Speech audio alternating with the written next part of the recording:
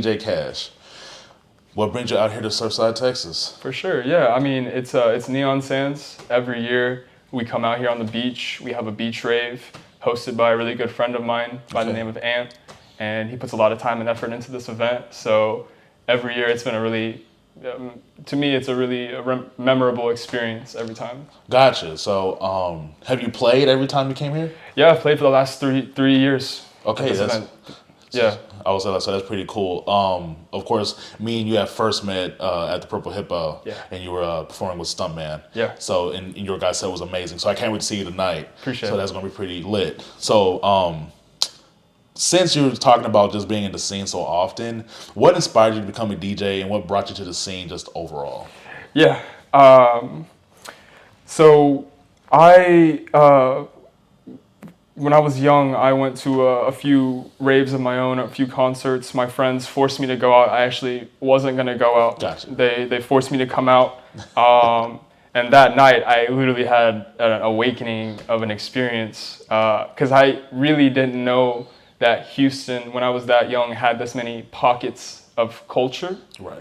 And that alone to me was so worthwhile. And I kind of finally felt like I found the outcasts of society, a little bit like the oddballs, the people who, you know, can be considered the black sheep, but they're all beautiful in their own way, and they come together and they can find a safe space to really enjoy something that's greater than you know, the baseline. There's an experience there to share, and I've made some of the best friends I've ever had through this experience. So from that night, you know, I just realized that this is something that I wanted to do. I wanted to be able to share that experience with other people as an artist. I wanted to give them that first night awakening, you know, core memory. That's kind of my goal, is to invoke an emotion during my set that people can walk away with. Right. Yeah. I mean, you know, honestly, man, I kind of had the same experience. It wasn't that I wasn't trying to go, but it was just like all of my friends,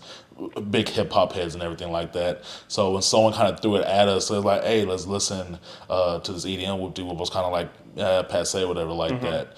But when we finally did go to a rave, it was at Kryptonite. It was like, again, like you said, it was awakening. Like you were just been dropped into something that's never really existed for you beforehand. So it makes sense that is how you came into the scene. But I guess what I would ask is, like, what were the core artists, I guess, in that time frame that really that truly inspired you to make music? Because I know, like, you wanting to impart that to somebody else is one thing. But you could have done that as a promoter. You could have tried to become a club owner. Right. But, like, was there any artist that was just like, okay, I need to get on the table? Yeah. So at that time, the one artist that really did it for me, but I don't hear his name too often anymore, is the artist named K Theory. Okay. It was an early electronic music artist, I would say probably early 2012, but he came out with the first, say, future bass, trap, say big room, dubstep, and the vocals that he combined with his drops, they kind of tickled that serotonin aspect. There was that kind of vein in his vocals that also combined with the drop that just really had you sitting there just like, wow, like you could just be in your room with a pair of headphones on, having the best experience ever. But it goes beyond that. Like I actually, before I got into electronic music, I was a big metalhead. Gotcha. So I listened to a lot of what people would call as screamo.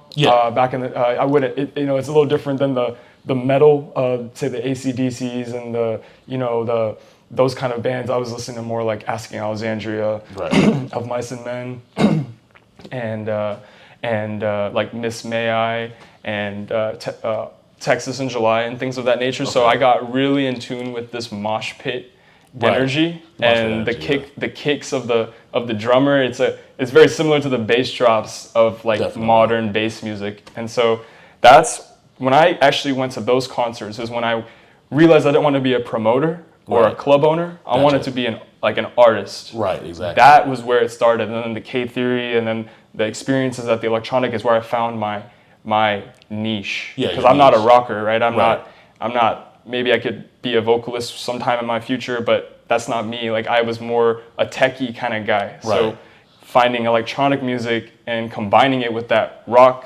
mentality was just perfect for me. That's exactly where I wanted to. It was an awakening. That's what I said right there. Definitely, like Yeah. that, like the way you seemingly just broke that down, just made a lot of sense to me. Because when I do talk to people about EDM that are like on the outside of it, I usually go for people who are really deep into hip hop production and people who are into metal, and like they always kind of like fight it. But what I tell them, like, dude, like you're really kind of missing out because it's like the thing that you like is here, Yeah. and you're not really like you're not engaging for it for whatever reason. Yeah. And it's like, again, like with trap, like it's called trap for a reason. Like that's where they got it from. Exactly. And then of course, like again, like a lot of the bass like comes directly from metal because it's the same kind of mindset. Yeah. So again, you're speaking my language. So hopefully someone watches Perfect. this who hasn't jumped in yet and just know that you'll probably have a good time. Yeah. Exactly. So The point. facts. With that being said, as far as like your niche, Yeah. Elevate is a pretty big track on your SoundCloud. It has over 1,000 plays. That's my biggest one. Yeah. So like, so what's your idea of it? Like opinion, like what was behind producing it, etc. Yeah. So that was like when I would say that's like the earlier elements of what I would consider to be bass music. Yeah. It's not really a house track, but it's Right. also not really a dirty bass track. Exactly. It's kind of a middle. Right. And I think a lot of people would call that bass house. Bass house. Okay. But I don't find that to be my niche right now.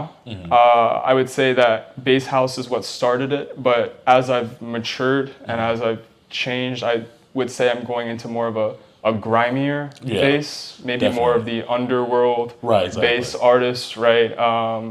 A lot more, sub low, but also not low tempo. Gotcha. I like fast pace, energetic bass music that's not just like your typical dubstep or like bro step kind of. Exactly. I would say bro step. I appreciate old school dubstep, but the bro step is something that I kind of would like to maybe stay away from a little bit for my niche. So I'm kind of more of a underground bass music kind of artist is kind of where I would see myself Gotcha. right now. Yeah. So as far as like, so I guess we'll say that underground sound would be more like, I'm going to say, because of course like there's so many subgenres, but like rhythm, right? Oh yeah, rhythm, and even if I dare to say even trench. Yeah. I would say if I dare to use that. I was actually going to ask you about that. I was going Yeah. to ask you how you felt about the naming conventions. Yeah. I know there's a little bit of I guess infighting. Yeah. Because rhythm is originally like a Jamaican sound. For sure. That they kind of took the name from, I guess, as from what my research was, like I guess as a meme, whatever like that. Then it caught. Yeah. And then people were trying to rename it Trench. Whoop-de-whoop. So like I guess like so where do you stake your flag on it if you do at all? Yeah. A lot of people dislike that difference. I at first disliked the difference, but I do find that there is a subtle difference between what people would consider to be rhythm, now what people consider to be trench. Right.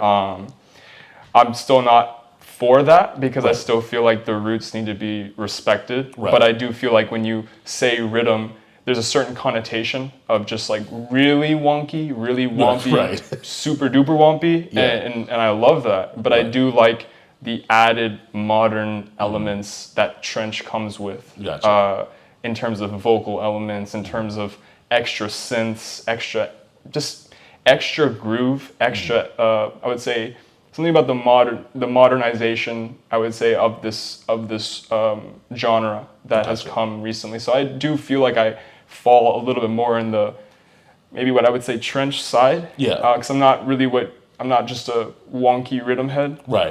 But I do like to incorporate that as like doubles in my sets. I like the wonkiness with some of the other elements, but I do feel like there is a valid cross section between those genres, and I don't think there's a right or wrong answer. Gotcha. But I think Infect is actually who really coined that, and I do respect him for taking a step out and making a claim like that, because I do see Infect as an artist that I really look up to in that space. Okay.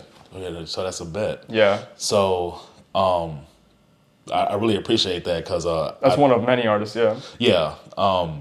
So I guess the last question I really have written down here is how do you spend your free time? And again, I'm sure most of it is queuing music, but Yeah. but We need a software for that. We need some AI for that can queue up music because that takes up so much time. Yeah. But we got after now 3 or 4 years of doing it, I've gotten my process of queuing, downloading, getting everything straight. But I would say in my free time, I wouldn't consider queuing in my free time. I would Yeah. say in my free time, I'm actually watching a lot of rhythm tutorials Okay, on YouTube. still learning. I'm always learning from like live stream studio sessions from Gotcha. from Deuces. Infect has some. The Disciple team has a lot of them, and I would say that's really where I was able to understand the structure of a song. Gotcha. And so I spend a lot of my free time just watching those because I get so much inspiration from the ways that they just create new sounds and Right. put things together. If I'm not doing that, I spend a lot. I spend the other like 80% of my time managing my digital marketing company because that's a big element of me is taking branding, taking marketing, but combining it with technology, and that's really where my other time is spent is understanding digital marketing for other companies and brands and things of that nature, and hopefully for myself in the future. Of course. It's a little harder to implement things for yourself sometimes. I can always implement it for other people a little Right. better, but yeah, I'd say my free time is in watching these videos, those rhythm tutorials, the dubstep tutorials, working on my digital marketing agency, or something to do with some level of self-development. I'm a self-development junkie, Gotcha. honestly. Definitely. Journaling, reading, working out, it just gets me right. That's what I'm doing. Yeah. Definitely, like you always want to be as well rounded as possible. Yeah, you just feel good at the end of the day. You take a shower at the end of the day. You kick your feet up. You know you had a good, solid day. You don't feel sluggish. You don't feel down. You feel good about yourself. Definitely. You can relax. You can finally just have that time to yourself. Yeah, Yeah. just being productive. Yeah. Again, me and you definitely match up a lot that we probably didn't know before this interview. Yeah. So- Yeah. But few shout outs. Shout out Infect. Definitely. Shout out Hesh. Yeah, definitely. And then I gotta shout out. I gotta shout out Deuces as well. Okay. Yeah, and then those artists really, they're doing good things to the community, and that's my inspiration. And so I just gotta shout out those artists for sure. Yeah. That's a bet. So I guess my very last question, because it just came to me, and sure. I know we had a conversation before we got on camera. Yeah. What would you prefer really take off if I won't even say if, you're definitely on a good track, so I'm going to say when. Sure. DJing or the marketing company? Of course, if, as we said, if one helps, then the other. Sure. But like, which one would you prioritize? Say if you were given two contracts right now, and one said $1 million to be a festival DJ, you get to travel the world for a year, or $1 million to get your marketing off the ground. Which one? Yeah. would you? No, I would. If it was an exclusive, I would take the $1 million to be a traveling artist. Yeah. But for me, in my deepest heart, I want to be known as a DJ and an entrepreneur. Definitely. I find a lot of excitement combining those worlds. Of course. So if I ever became a bigger name and I had any sort of name, any sort of brand likeness, I would like to partner with brands in the future. Right. And take not just DJing, but take this platform a little bit higher. Exactly. So I would pick being a festival DJ if I got $1 million and I would have an exclusive contract. But Right. if I didn't have that on the table, then I would love to be a producer that had a great brand that could put out tracks, and I just get that fan love, and then be an entrepreneur on the side with a handful of businesses and combine those worlds together. Definitely. And live on that vibration. Man, Yeah. I love it. All right, Appreciate man. it. Any last words? No, man. I just shout out your company. Shout out these interviews. This is great. Appreciate it, and I just want to shout out the Houston community for always being there. And I want EDM to last forever, man. I want it to last forever. Yeah. DJ Cash. I appreciate it. Thank Till you next so time. much.